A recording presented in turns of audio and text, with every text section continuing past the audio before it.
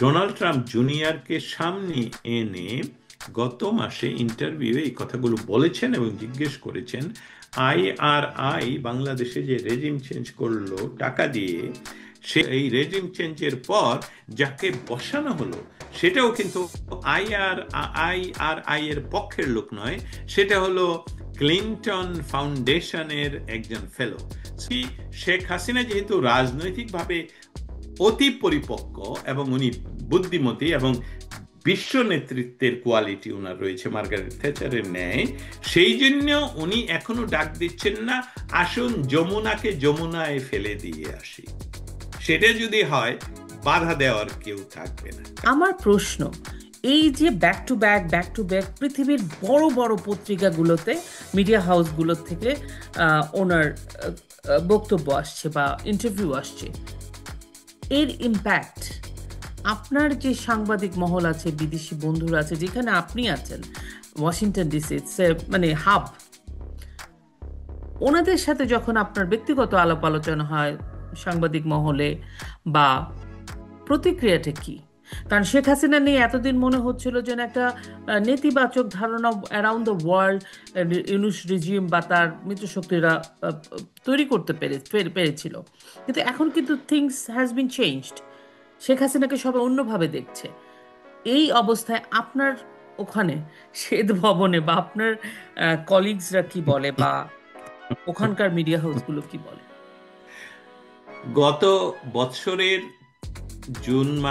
জুলাই মাসের আগেই বর্তমান রাশিয়ার গোয়েন্দা সংস্থার তথ্য অনুসারে তৎকালীন প্রধানমন্ত্রী বা বর্তমান সাংবিধানিক প্রধানমন্ত্রী শেখ হাসিনাকে জানানো হয় যে ঘটনাটা আসলে ঘটতে যাচ্ছে, যেটা আপনি বললেন জেনজি এবং বিশ্বব্যাপী আমেরিকার ল্যাবে তৈরি যে জেনজি রেভলিউশন, তিউনিসিয়া থেকে আরম্ভ করে যেটাকে আমরা আরব স্প্রিং বলি, সেটা থেকে আরম্ভ করে আরব বসন্ত, এবং সেখান থেকে আমরা দেখলাম শ্রীলঙ্কা, নেপাল এবং এই মুহূর্তে আফ্রিকার কিছু কিছু দেশগুলোতে।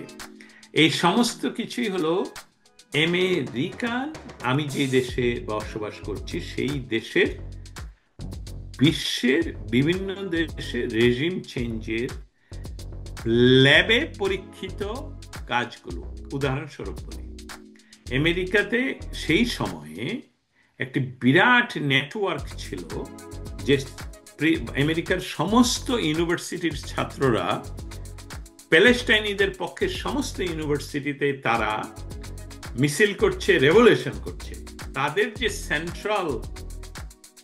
সেন্ট্রাল কমান্ড, সেই কমান্ডের মাধ্যমে তাদের সকলকে, ইনক্লুডিং মাই ডটার, ইনক্লুডিং আমার একমাত্র ডটার যে ইউনিভার্সিটিতে পড়ে, তার কাছে পর্যন্ত পৌঁছিয়ে দেওয়া হলো শেখ হাসিনা বাংলাদেশে ছাত্রদেরকে নির্বিচারে হত্যা করছে।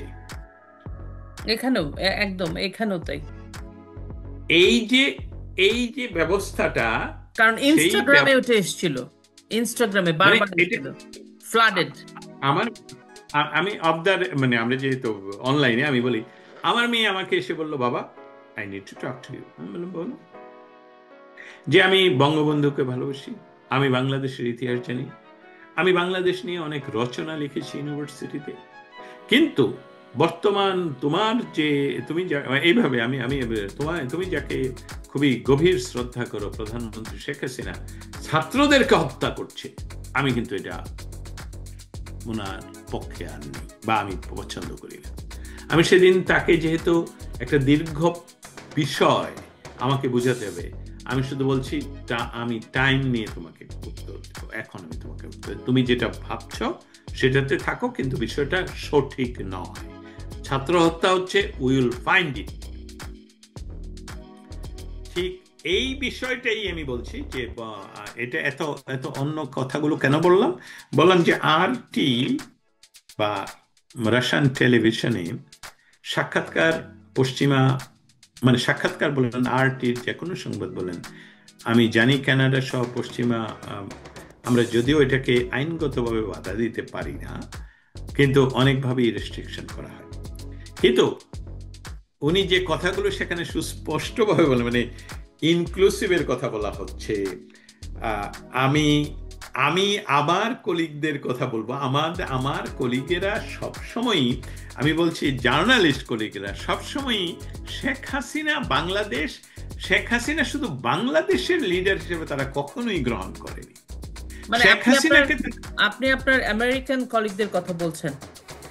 আমেরিকান কলিগদের কথা বলছি, প্রেস ক্লাবের কলিগদের কথা। প্রেস ক্লাবের শেখ হাসিনা মানে কথা, শেখ হাসিনা অনলি একটি বাংলাদেশ, একটি ছোট বাংলাদেশের বৈশ্বিক বিষয়, ইন্টারনাল বিষয় এরকম ছিল না, কখনোই উনি ছিলেন না। কিন্তু তাদের কাছেও একটা থতমত ভাব দেখা গিয়েছিল যখন শেখ হাসিনা নির্বাচিত বাংলাদেশের, ভারতীয় উপমহাদেশের, কারণ তারা কিন্তু পড়াশোনা করে, এই সাংবাদিকেরা সবাই আমার চেয়ে বাংলাদেশ, ভারতের ভারতীয় উপমহাদেশের ইতিহাস সম্বন্ধে আমার চেয়ে অনেক বেটার জানেন।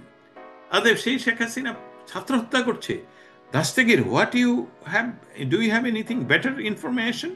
আমি বললাম যে সময় লাগবে, সময় ছাড়া তো এটা এখন সম্পূর্ণ, মানে তাদের সেই যে, মানে হঠাৎ করে আমি স্থির অবস্থায় আমাকে কেউ এইভাবে বলে, আমাকে কেউ থাপ্পড় মারলো, চপেটাঘাত করলো, আমি তো একটা ট্রাউমাতে হঠাৎ ইয়ে দেয়, এটা থেকে একটা মুহূর্ত লাগে আমাকে সে ইয়ে করে আসতে, সেইটা তারা এখন চলে আসছে, তারা জানে। আমি উদাহরণ দিয়ে বলি, পৃথিবীর যে সকল দেশগুলো যদি ধরে নিই যে এই রেজিমটা ছিল, তারা যেটা বলে আর কি, যে শেখ হাসিনা ইয়া ছিলেন, কি জানি ইটালিয়ান যে কথা শব্দটা বলে, যে ইয়া ছিল, ছিলেন। হ্যাঁ, এই ফ্যাসিস্টরা তো আর কখনো পৃথিবীতে ক্ষমতায় ফিরে আসতে পারে না, তাদের পেছনে জনগণও থাকে না, এটা পৃথিবীর সমস্ত দেশ। তা শেখ হাসিনা বিদেশে বসে তার সমস্ত নেতৃবৃন্দ নাকি পলাতক, নাকি বলছে এই জন্যে যারা জীবিত তারা পলাতক, যারা জীবিত নাই তারা কবরে অথবা জেলে। এই শেখ হাসিনা ডাক দিলে বাংলাদেশ বন্ধ হয়ে যায়, তাহলে উনি ফ্যাসিস্ট হলেন কি করে? এই শেখ হাসিনার নির্বাচনকালীন 15 বছরে কোন রাজনৈতিক শক্তিকে নির্বাচনে নিষিদ্ধ, তাদেরকে নির্বাচন করতে দেওয়া হবে না, এরকম কোন, শেখ হাসিনাকে আমি খুব কাছ থেকে দেখেছি, উনি এমনকি ওয়াশিংটন ডিসিতে এসে উনি বারবার আমার সামনে, আমি একদম সাক্ষী দিচ্ছি, আমার সামনে ওনার মিলিটারি সেক্রেটারি বা মিলিটারি যিনি উপদেষ্টা বা কেউ থাকেন, তাকে বলছেন যে ওই যে জানাল দিয়ে দেখতে পাচ্ছি তারা মিছিল করছে আমার বিরুদ্ধে, তারা কারা, তারা বিএনপিতে। আমি যে সকাল থেকে বললাম ওনাদেরকে চা নিমন্ত্রণ করে নিয়ে আসেন এবং তাদের কথা আমি শুনতে চাই, আমি তো তাদেরও প্রধানমন্ত্রী, তাদের ভোটের কি দাবি আমি যদি না জানি তাহলে আমি সমাধান করব কি করে? আমি তো তাদের নির্বাচনে তারাও অংশগ্রহণ করুক, তারাও নির্বাচিত হোক, সেটা আমি চাই, এটা চাক্ষুষ সাক্ষী আমি। এখন যারা মনে করেন যে আমি শুধুই শেখ হাসিনার পক্ষে কথা বলছি, কথাটা সত্য নয়। আপনারা শেখ হাসিনাকে পড়ুন, জানুন, শুনুন। এই মুহূর্তে ওয়াশিংটন ডিসি সহ পৃথিবীর সমস্ত যে সকল রাজধানীতে ইনফ্লুয়েন্স করতে পারে বিশ্ব রাজনীতি, সমস্ত জায়গায় ডক্টর ইউনূসকে নিয়ে নয়, শেখ হাসিনাকে নিয়ে এবং আওয়ামী লীগের নির্বাচনে অংশগ্রহণ নিয়ে কথা হচ্ছে। আপনি আইসিটি সম্বন্ধে বলেছিলেন, এখানে আমি আসলেই বলতে চাই, একটা খুব সংক্ষেপে একটা কথা বলতে চাই যেটা খুব ইম্পর্টেন্ট। আন্তর্জাতিক অপরাধ ট্রাইব্যুনাল শব্দটা কেন আন্তর্জাতিক হলো? অপরাধ শব্দটা নিয়ে কথা বলতে হবে, ট্রাইব্যুনাল নিয়ে কথা বলতে হবে। আন্তর্জাতিক অপরাধ যে করেছেন করার জন্য আন্তর্জাতিক আইনকে ফলো করে যে কোর্ট ব্যবস্থা হবে সেটা হলো আন্তর্জাতিক অপরাধ ট্রাইব্যুনাল। আন্তর্জাতিক অপরাধ বলতে আমরা সংক্ষেপে, খুব মানে এটা যেহেতু আইনশাস্ত্রের ক্লাস নয়, অতএব আমি খুব সংক্ষেপে জিজ্ঞেস করতে চাই বা বলতে চাই, আন্তর্জাতিক অপরাধ বলতে আমরা কি বুঝি? যেটা আন্তর্জাতিক আইনের লঙ্ঘন, যেমন গণহত্যা, যেমন যুদ্ধ অপরাধ, আন্তর্জাতিক আইন এই কাজগুলো করা যাবে না, এই কাজগুলো করা যাবে, এই কাজগুলো নিষিদ্ধ যুদ্ধের আইন অনুসারে। এটা যুদ্ধ হয়তো একটি জাতির সাথে অন্য একটি জাতির, একটি দেশের সাথে অন্য একটি দেশের, অতএব এই আইনটা হবে আন্তর্জাতিক। সেই কোনো আন্তর্জাতিক নির্দিষ্ট আইনে গোষ্ঠীকে দমন পীড়ন এই অপরাধ ট্রাইব্যুনালের কিছু ক্রাইটেরিয়া আছে যেটাতে এটা ফিট করে না। এখন ইউনূস যা করছে সেটা ফিট করে। অতএব শেখ হাসিনার যত অপরাধ সেটা এইখানে হওয়ার তো কোনো কারণ নেই না, মানে আমরা আইনের মৌলিক বিষয়টাকেই অস্বীকার করছি। দস্তগীর ভাই, এখানে কি কখনো আপনার কলিগদের সাথে আপনার কথা হয়েছে এই যে মামলাটা? মানে এটা হাস্যকর বিষয় তো, মানে তাদের কথা হলো যে ডক্টর ইউনূস প্রথম তারা যে কথাটা বলতো সেটা হলো যে তারা বলতো না, আসলে বলতো হলো যে ইনফ্লুয়েন্সিয়াল অন্য ব্যক্তিরা যারা, তারা বলতো যে doctor Yunus he is a good person, he is our man, let give him time, এটা বল। আর সাংবাদিকরা তো আসলে কমেন্টের চেয়ে জানতে চায় বেশি, তাই না? তারা উত্তর দিতে চায় না, তো তারা শেখ হাসিনা ও ওকে দিস দ্যাট। দেখেন, আপনার জুরিসডিকশন না থাকলে সেই কোর্ট তো বিচার করতে পারবে না। জুরিসডিকশনই তো নাই, শেখ হাসিনার অপরাধ যত বড় অপরাধী হয়ে থাকুক সেটা আন্তর্জাতিক আদালত তো তার তো জুরিসডিকশন থাকতে পারে না। সো এটা null and void from the beginning. On the top of that, government is a interim government, যেটা আমাদের সংবিধানে নেই, এবার শপথ করেছেন সেই সংবিধান অনুসারে। অতএব তারা তো লেজিটিমেট গভর্নমেন্টই নয়। অতএব যা করছেন, যেটা আপনি বোধহয় আজকের কোনো এই দীর্ঘ সময়ের আলাপে আপনি কোনো সময় বলেছিলেন যে ডক্টর ইউনূস নিজকে খুব ক্ষমতাবান মনে করছেন এবং উনি একজন জগৎ শ্রেষ্ঠ মনে করছেন। Not correct.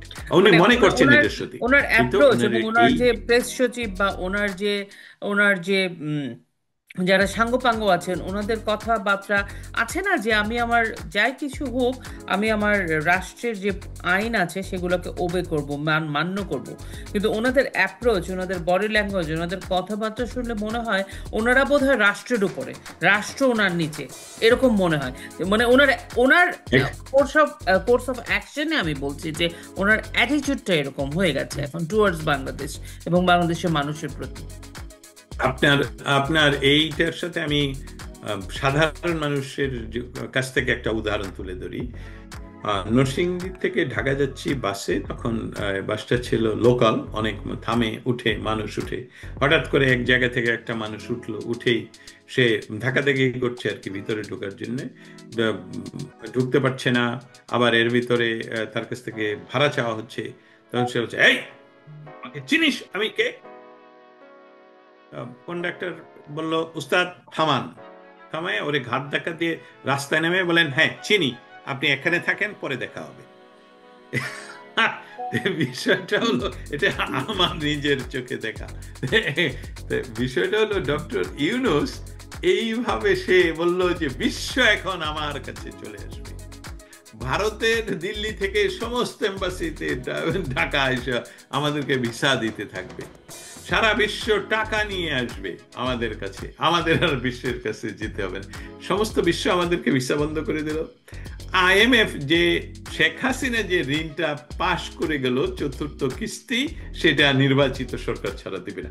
আমি বললে বহু কথা, এটা অনেক এমন হয়ে যায় যে এটা হয়ে যায় সেমিনার স্টাইলের আলোচনা। আসলে আমাদের দেশের জন্য শেখ হাসিনার বিকল্প নেই, এবং 17 তারিখের যে টোটাল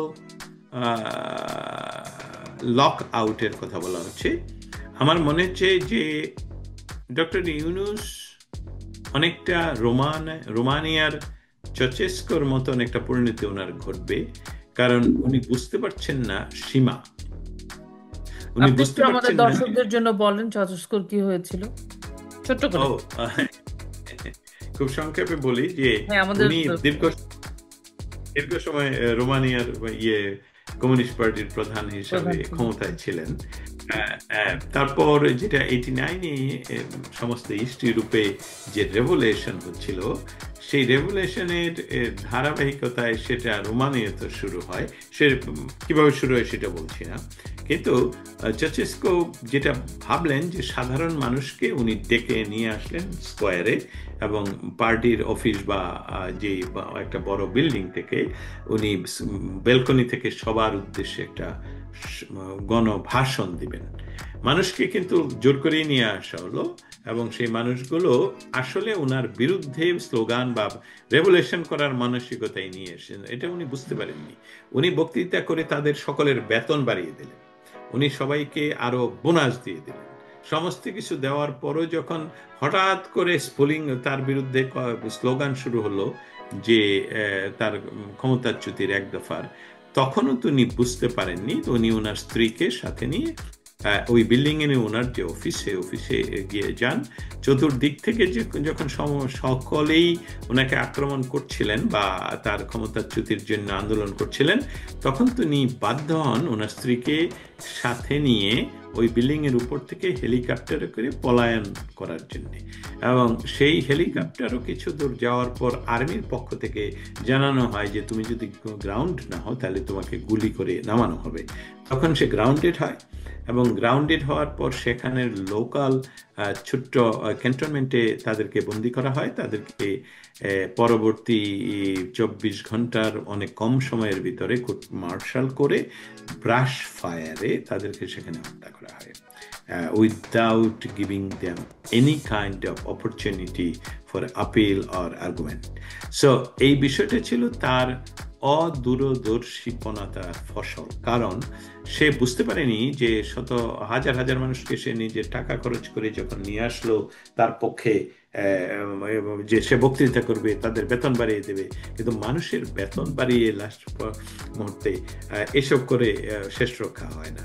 অর্থাৎ ডক্টর ইউনূস আজকে 13 তারিখের, এখন তো 14 তারিখ, 13 তারিখের যে বাংলাদেশের মানুষ যে ডক্টর ইউনূসকে না ভোট দিলেন, না জানিয়ে দিলেন, তারপরেও এই বেহায় কিসের হা ভোটের কথা বলেন। এবং আমার দৃঢ় বিশ্বাস ডক্টর ইউনূস যেহেতু তার পরিণতি বুঝতে অক্ষম, আমার মনে হয় বয়সের কারণে বা ছোটকাল থেকেই ক্রিমিনাল মাইন্ডেড, যে দেখি না কি হয়, আমি ছাড়বো না, এবং তার গণতান্ত্রিক মানসিকতা তার ভিতরে নেই। সে যদি গণতান্ত্রিক মানসিকতার মধ্যে থাকতো তাহলে সে তার যে একটা নির্দিষ্ট বয়সের পর কোনো একটা রাষ্ট্রের এবং কি প্রাইভেট সেক্টরেও হলেও সে থাকতে পারে না, মানে তার রিটায়ারমেন্টে যেতে হয়, সেই কথাটা সে অস্বীকার করে সেটা শেখ হাসিনার উপর দোষ চাপালেন। তার একটি মৌলিক শক্তি, সেটা হলো আমেরিকার একটি রাজনৈতিক শক্তিশালী পরিবার, তার সম্পর্ক, বন্ধুত্ব। নট অনলি দ্যাট, ক্লিন্টন ফাউন্ডেশনের সে একজন ফেলো, এবং আপনারা জানেন IRI প্রতিষ্ঠান, ইন্টারন্যাশনাল রিপাবলিকান ইনস্টিটিউট, তারা বাংলাদেশের এই রেজিম চেঞ্জে অ্যাক্টিভলি মাঠ পর্যায়ে কাজ করেছে USAIDর টাকায়, এবং তাদেরই একজন কর্মকর্তা ডোনাল্ড ট্রাম্প জুনিয়রকে সামনে এনে গত মাসে ইন্টারভিউ এই কথাগুলো বলেছেন এবং জিজ্ঞেস করেছেন IRI বাংলাদেশে যে রেজিম চেঞ্জ করলো টাকা দিয়ে, সেই মানে সেই রিপাবলিকান প্রেসিডেন্ট কিন্তু বাংলাদেশে যাদেরকে IRI টাকা পয়সা দিয়ে এই রেভুলেশনে কাজ করতে সংগ্রহ করেছিল, তাদের ভিতরে রয়েছিল এমনকি সমকামী গোষ্ঠী। কিন্তু প্রেসিডেন্ট ট্রাম্প তো সমকামী গোষ্ঠী এবং এই ধরনের কাজের সাথে সম্পৃক্ত নয়, তাতে ওনার মতামত জানতে চেয়েছিলেন, এবং তাতে করে প্রমাণিত হলো যে এখানে একটা বাংলা, এবং সেটা আমি যেটা বলছিলাম আসলে, যে সেখানে তিনি বললেন যে এই রেভুলেশনের এই রেজিম চেঞ্জের পর যাকে বসানো হলো সেটাও কিন্তু IRI এর পক্ষের লোক নয়, সেটা হলো ক্লিন্টন ফাউন্ডেশনের একজন fellow. So how do you answer that, যে তোমাদের রিপাবলিকান ইনস্টিটিউট একজন একজন ফেলোকে সেখানে ক্ষমতায় বসালো যেটা রাজনৈতিকভাবে তোমাদের পক্ষের লোক নয়। তাই সেটা নিয়ে আমার একটা ভিডিও আছে, সেটা আমি একদিন প্রকাশ করব। আমি ভিডিওটা তৈরি করেছি অনেক কিছু একত্রিত করে, সেটা হয়তো আপনার সাথে একদিন শেয়ার করবো। ধন্যবাদ আপনাকে।